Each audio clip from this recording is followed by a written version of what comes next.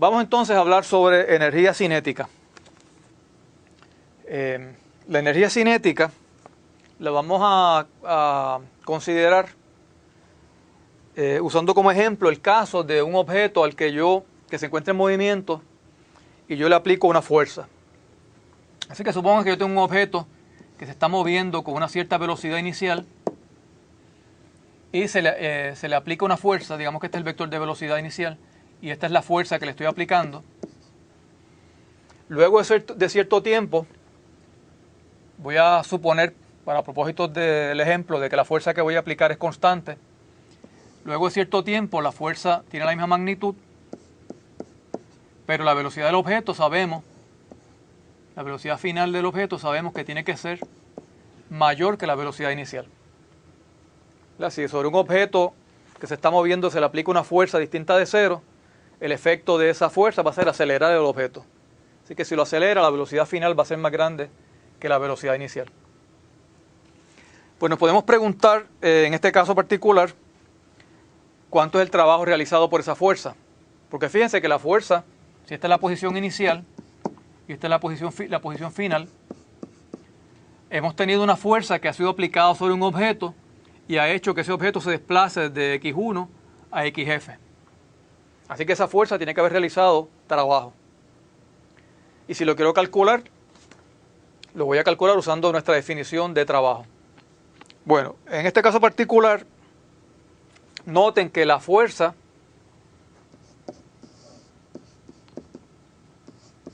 no es otra cosa, por la segunda ley de Newton, que la masa por la aceleración. Voy a olvidarme de ponerle el suscrito X, estamos asumiendo que la fuerza y el desplazamiento son en la misma dirección. Así que si sustituyo por F la segunda ley de Newton, masa por aceleración, tendríamos que esto es ma por dx. Pero la aceleración sabemos que no es otra cosa que la derivada de la velocidad con respecto al tiempo. Así que voy a hacer un par de cosas aquí. Lo primero es que esta masa, que es una constante, la voy a sacar fuera del integral. Y entonces voy a sustituir la aceleración por la derivada de la velocidad con respecto al tiempo. Esta es nuestra definición de velocidad, de aceleración, perdón.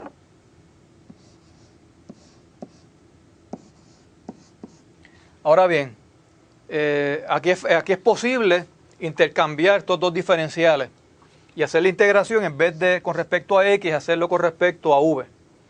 Así que yo puedo reescribir esto como el integral de x1 a xf de dx dt por dv. Por cierto, al cambiar la variable de integración a v, los límites realmente los tengo que cambiar.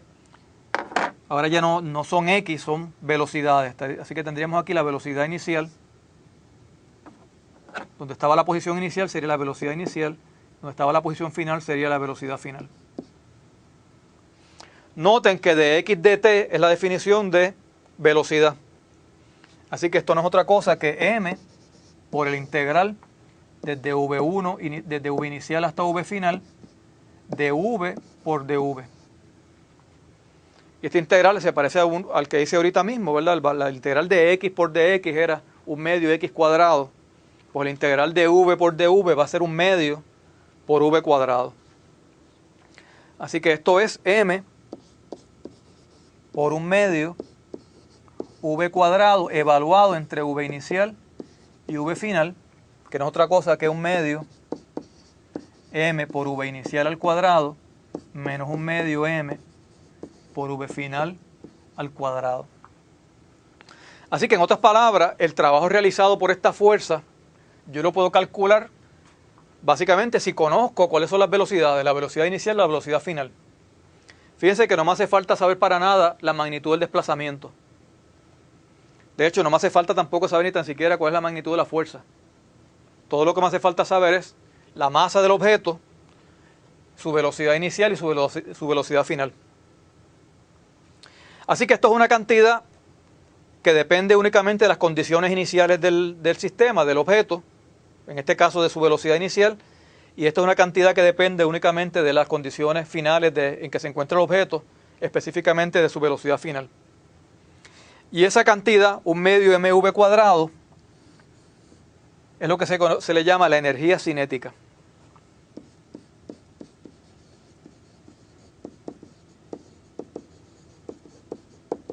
Cinético significa energía cinética significa energía de movimiento.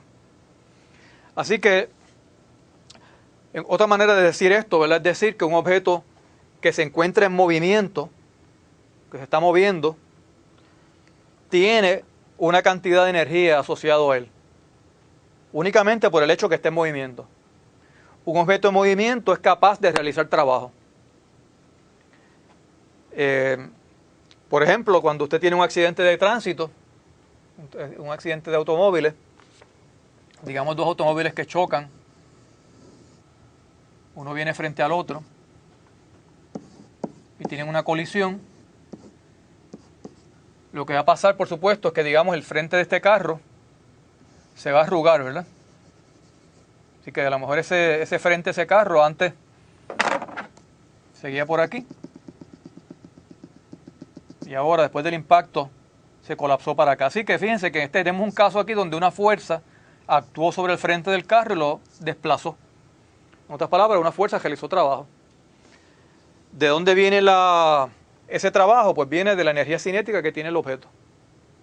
Así que un objeto que se mueve, un objeto que es capaz de realizar trabajo. Si lo quieren ver de otra manera, piensen en este caso. Imagínense que uno tiene una estaca, digamos, o un clavo sobre un piso, o una tabla de madera si quieren, y usted le deja caer una piedra encima. Lo que va a pasar es que este objeto se mueve, lleva una velocidad y cuando choque sobre el clavo lo va a desplazar. Así que ese es un caso donde la energía cinética que llevaba el objeto, ¿verdad?, que va acumulando según va bajando, se convierte en trabajo.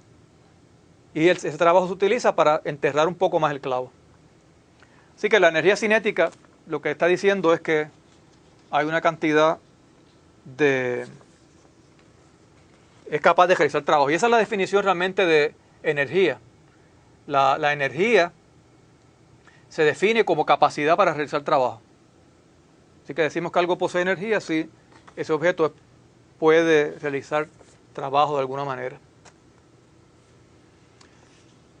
Vamos a considerar esa idea de energía cinética con el caso del muelle y vamos a calcular vamos a hacer un ejemplo en donde lo que voy a calcular a última hora va a ser la constante del muelle. Pero supongan que yo tengo un muelle, digamos que está en su posición normal, y ahora yo tengo un carrito, un objeto que viene moviéndose con cierta velocidad y lo choca. Lo que va a pasar con ese objeto o con ese muelle es que el objeto, cuando lo choque, va a empezar a perder velocidad. Esta velocidad aquí va a ser mayor que esta. Pero entonces el muelle se va a estar comprimiendo y el objeto, por lo tanto, pierde la masa, el carrito pierde velocidad, pero comprime el muelle. Así que el carro lleva una cantidad de energía cinética, se va comprimiendo el muelle, va perdiendo energía cinética hasta llega un punto donde se detiene, ya no tiene más velocidad y ocurre la compresión máxima. Así que hay una relación entre la energía cinética que traía ese objeto y el trabajo que pudo realizar para comprimir el muelle. Así que vamos a calcular esas dos cosas. Vamos a considerar, por ejemplo, digamos que la masa del carrito aquí, del objeto, de la masa M, es de unos 10 kilogramos. Y digamos que la velocidad inicial con que se estaba moviendo, VI, era de unos 10 metros por segundo. Pues entonces la energía cinética o el trabajo, noten que, por cierto, en esta ecuación de aquí, esto era la energía cinética inicial y la energía cinética final. Así que yo puedo haber escrito esto como K final menos K inicial, o simplemente como el cambio en K, donde K es la letra que utilizo para representar la energía cinética.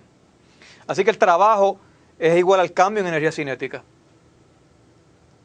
Así que aquí, si yo quiero calcular cuánto trabajo realiza esta masa, pues lo que tengo que calcular es el cambio en su energía cinética. Así que el trabajo que realiza la masa para comprimir el muelle va a ser igual al cambio en su energía cinética, que es 1/2 m v final al cuadrado menos 1/2 m por v inicial al cuadrado. Noten que el objeto va a ir perdiendo velocidad, como les dije ahorita, y lo que va a pasar es que va a llegar a un punto donde ocurre la compresión máxima. Y ese objeto está, por un instante, está detenido. Su velocidad en la compresión máxima, la velocidad del objeto es 0. Lo mismo que pasa, ¿verdad?, cuando tiene un objeto hacia arriba, que va perdiendo velocidad porque la fuerza de gravedad lo está jalando hacia abajo, y ese objeto va a llegar a una altura máxima. Y de ahí lo que va a empezar es moverse en la dirección contraria. Aquí pasa lo mismo, ¿no? El objeto choca contra el muelle, lo comprime, llega a un punto máximo, y de ahí en adelante, que no está dibujado aquí, lo que pasaría es que el objeto empezaría a moverse otra vez en la dirección contraria. Pero este es el trabajo que realiza ese objeto en comprimir el muelle por esta cantidad, por esta distancia. Noten entonces que la velocidad final va a ser 0, porque ese va a ser el punto donde ocurre la compresión máxima. Así que por lo tanto el trabajo realizado va a ser 1/2, negativo 1/2 por la masa por v inicial al cuadrado. Por otro lado, nosotros sabemos cómo calcular el trabajo realizado por la fuerza que comprime un muelle. Habíamos quedado que en el caso del muelle, el trabajo que se realizaba para comprimirlo era menos 1/2 K por X final al cuadrado más 1/2 K por X inicial al cuadrado. De nuevo, si tomamos como el punto inicial la coordenada 0, esta cantidad sería 0 y nos vamos a quedar con menos 1/2 K X final al cuadrado. Así que estas dos cantidades tienen que ser iguales, ¿verdad? Porque ya sabemos que esta es la cantidad de trabajo que hay que realizar para comprimir el muelle, y ese trabajo es igual a la pérdida en energía cinética de la masa, son iguales. Así que tendríamos que menos 1/2 Kx cuadrado sería igual a menos 1/2 X final al cuadrado sería igual a menos 1/2 M por V inicial al cuadrado. Aquí el menos 1/2 se cancela. Y si sé cuánto es el desplazamiento, digamos que el desplazamiento que ocurre aquí son, digamos, de unos 20 centímetros. Pues yo podría calcular entonces la constante del muelle. La constante del muelle sería, K sería igual a M por V final al cuadrado entre X final al cuadrado. En este ejemplo, la masa eran 10 kilogramos. La velocidad inicial quedamos que eran 10 metros sobre segundo.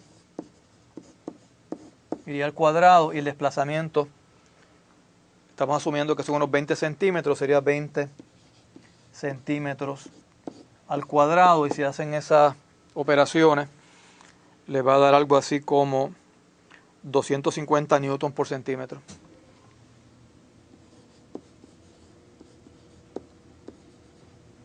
...250 newtons por centímetro. Así que, usando este principio, ¿verdad?, el trabajo como cambio en energía cinética, podríamos calcular la constante del muelle si lo quisiéramos hacer. Noten que el trabajo es el producto de una fuerza y un desplazamiento, así que las unidades de trabajo son newtons por metro en el sistema internacional. Y la energía cinética, el cambio en energía cinética es igual al trabajo también, así que las unidades de energía cinética también tienen que ser newton por metro. ¿Verdad? Fíjense que yo tengo aquí masa en kilogramos, la velocidad sería metro sobre segundo al cuadrado, sería metro cuadrado sobre segundo cuadrado, así que tendría kilogramos, metro cuadrado sobre segundo cuadrado, que es lo mismo que kilogramos, metro sobre segundo cuadrado por metros, que son newtons por metro. Así que las unidades de trabajo y energía son las mismas, ¿verdad? Porque obviamente lo que estamos diciendo es que dijimos que la energía era capacidad para realizar trabajo, así que son dos maneras de medir lo mismo. Pero cuando hablamos de energía, La unidad Newton por metro se le designa como la unidad en el Sistema Internacional para la Energía y se llama el julio.